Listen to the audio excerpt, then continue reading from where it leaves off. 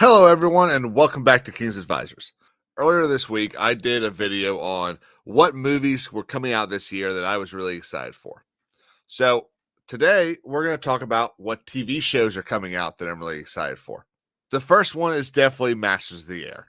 Now, Masters of the Air is going to tell the story of the 100th Bomber Group and the 332nd Fighter Group, more commonly known as the Red Tails, the Tuskegee Airmen.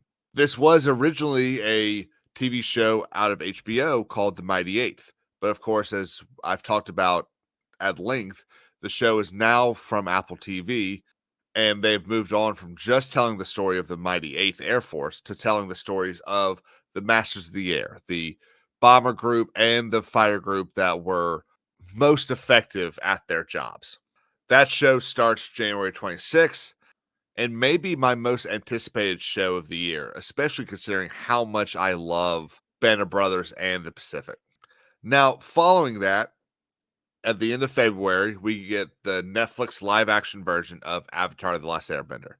Now, I have been a huge fan of that show since it came out, all the way back in, I want to say like 2004, I think is when that show started.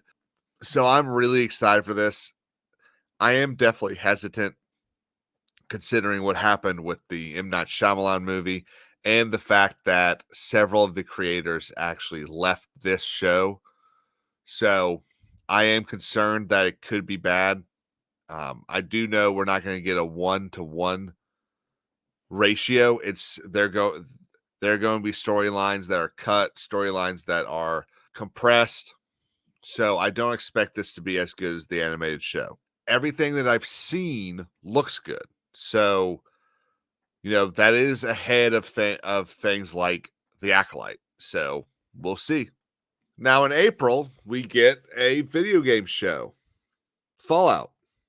Not being a big Fallout fan, I don't really have any expectations or anything for this show. I think it could be good. I talked about the trailer a couple times here on the channel, and there were things that impressed me. There were things that concerned me. I'm not entirely sure that this is going to be exceptional TV. I think it could be a decent show. Prime Video has more successes than failures. The only problem with Prime is the fact that their failures, Rings of Power and Wheel of Time, are so big that any new project is already treated with a hint of skepticism. But the images that I saw in the trailer looked good. So I'm willing to give it a shot. I definitely don't think it's DOA right now. Obviously, with it coming out on April 12th, there's still a lot of information for us to find out. Hopefully, there isn't anything too bad in this. And as I've always said, a female lead does not in of itself make a TV or movie woke or bad.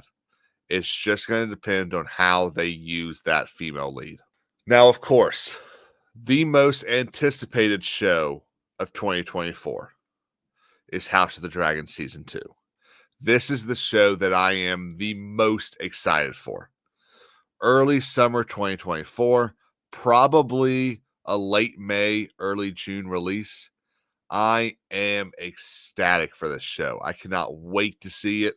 From the Battle of Rook's Rest in episode 4 to Blood and Cheese in episode 1, we are going to see stuff that knocks our socks off, and I cannot wait for it. I genuinely think that this season is going to make people change sides from the blacks to the greens, and I think it's going to be so much fun to watch. Now, surprisingly, one of the things I am kind of excited for, but in like a morbid excitement, is Star Wars The Acolyte. Now, I'll tell you why I'm excited for it.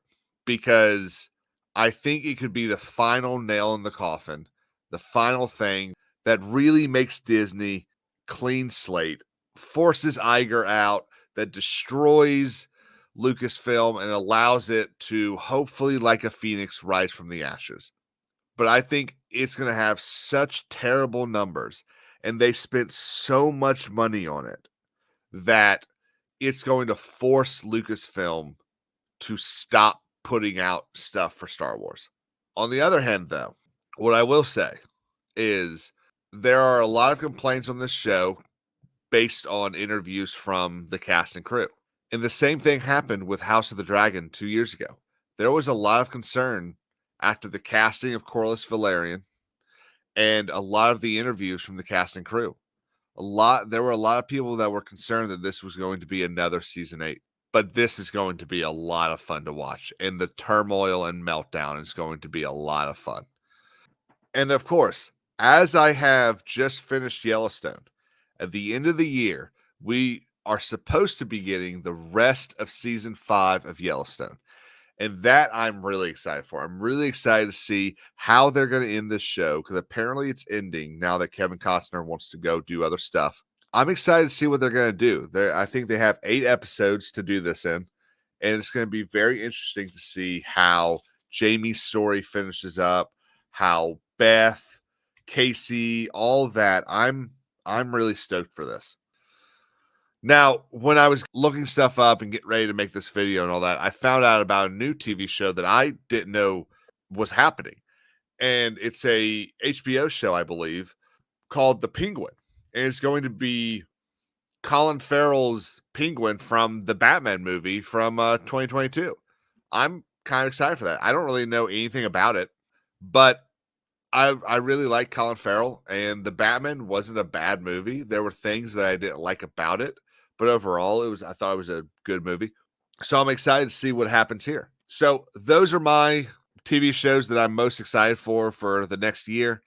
Don't forget to comment below. What are you excited for? Do you think I was unfair, or do you think there's anything that I missed from my list? As always, thank you so much for watching. Don't forget to like and subscribe and follow us on Twitter at King'sAdvisors_.